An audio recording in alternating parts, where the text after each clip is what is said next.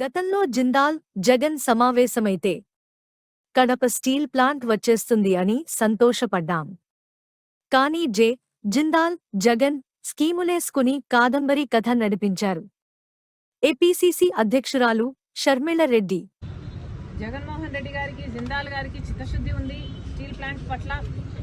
ఇక వేగంగా steel plant కట్టేస్తారు, పూర్తయిపోతుంది అని అందరం అనుకున్నాం. కానీ అసలు విషయం జిందాల్ గారు జగన్ గారు ఇద్దరూ కలిసి కాదంబరి అనే ఒక మహిళని ఎలా కట్టడి చేయాలి అని స్కీములు వేసుకున్నారు అని ఇప్పుడు అర్థమవుతుంది. మామూలు స్కీములు కాదు, ప్లాన్లు కాదు, మాస్టర్ ప్లాన్. ఒక ఆడదాన్ని ఒక్కదాన్ని చేసి స్కీములు వేసి మాస్టర్ ప్లాన్లు వేసి ఆమెను తొక్కడానికి చూశారు. జే2 గుర్రాలు పెట్టారు జగన్ గారు జిందాల్.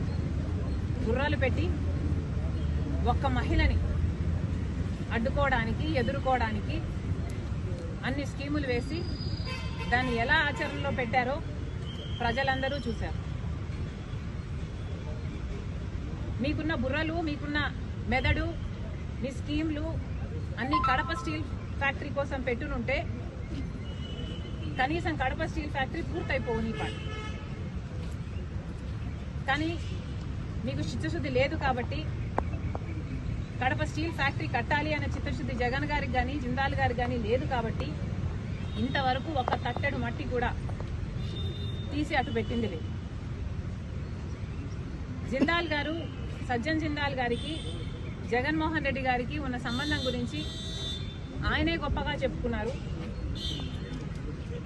అది నిజం కాబట్టే జగన్మోహన్ రెడ్డి గారు జిందాల్ గారికి ఒక కడప స్టీల్ ఫ్యాక్టరీలోని 3,500 ఎకరాలు ఇవ్వడమే కాకుండా రాష్ట్రంలో వివిధ ప్రాంతాల్లో ఉన్న మైన్స్ అయితేనేమి, ప్రాజెక్ట్స్ అయితేనేమి ఇవన్నీ కూడా కట్టబెట్టడం జరిగింది. ఎందుకు అని అడుగుతున్నాం.